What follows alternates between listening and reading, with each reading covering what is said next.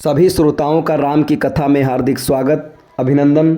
आज के प्रसंग में माता कौशल्या से भगवान राम विदा लेते हैं। उसी की कहानी आप सभी के सामने प्रस्तुत है। बढ़ते हैं कहानी की तरफ। अपने पिता एवं माता कैकेयी के प्रकोष्ठ से राम अपनी माता कौशल्या के पास पहुँचे।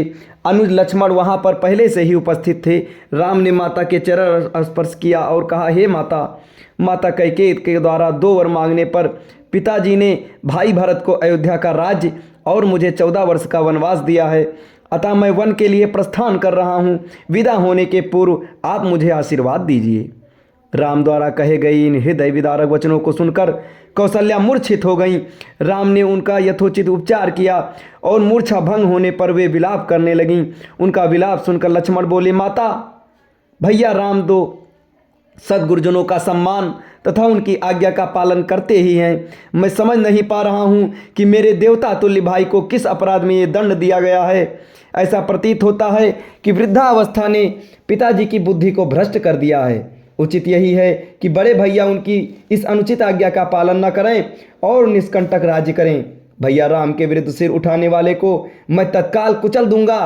राम का अपराध क्या है? उनकी नम्रता और सहनशीलता। मैं प्रतिज्ञा करता हूं कि यदि राम के राजा बनने में भरत या उनके पक्षपाती कंटक बनेंगे तो मैं उन्हें उसी क्षण यमलोक भेज दूंगा। मैं भी उसी प्रकार आपके दुखों को दूर कर दूंगा जिस प्रकार से सूर्य अंधकार को मिटा देता है। लक्ष्मण के शब्दों से माता कौशल्या को ढांढस मिला और उन्होंने कहा, पुत्र राम, तुम्हारे छोटे भाई लक्ष्मण का कथन सत्य है। तुम मुझे इस प्रकार बिलखता छोड़कर वन के लिए प्रस्थान नहीं कर सकते। यदि पिता की आज्ञा का पालन करना तुम्हारा धर्म है तो माता की आज्ञा का पालन करना भी तुम्हारा धर्म ही है। मैं तुम्हें आज्ञा देती हूँ कि अयोध्या में रहकर मेरी सेवा करो। इस पर माता को धैर्य बंधाते हुए राम बोले, माता, आप इतनी दुर्बल कैसे हो गईं? ये आज आप कैसे वचन कह रही हैं? आपने ही तो मुझे बचपन से पिता की आज्ञा का पालन करने की शिक्षा दी है। अब क्या मेरी सुख सुविधा के लिए अपनी ही दी हुई शिक्षा को झुठलाएंगी? एक पत्नी के नाते भी आपका कर्तव्य है कि आप अपने पति की इच्छा पूर्ति में बाधक न बने। आप तो जानती ही हैं कि चाहे सूर्य, चंद्र और पृथ्वी अपने अटल नियमों से टल जाए, पर राम के लिए पिता की आज्ञा का उल्लंघन करना कदापि संभव नहीं है। मैं आपसे निवेदन करता हूँ कि आप प्रसन्न होकर मुझे वन जाने की आज्ञा प्रदान करें, ताकि मुझे ये संतोष रहे कि मैंने माता और पिता दोनों को ही आज्ञा का पालन किया है। फिर वे लक्ष्मण से संबोधित हुए और कहा, लक्ष्मण, तुम्हारे साहस, पराक्रम, शौर्य और वीरता पर मुझे गर्व है। मैं जानता हूँ कि तुम मुझसे अत्यंत स्नेह करते हो, किंतु हे सौमित्र, धर्म का स्थान सबसे ऊपर है। पिता की आज्ञा की अवहेलना करना मुझे पाप, नरक और अपयश का भागी बनना पड़ेगा। इसलिए हे भाई, तुम क्रोध और क्षोभ का परित्याग करो और मेरे वन गमन में बाधक मत बनो।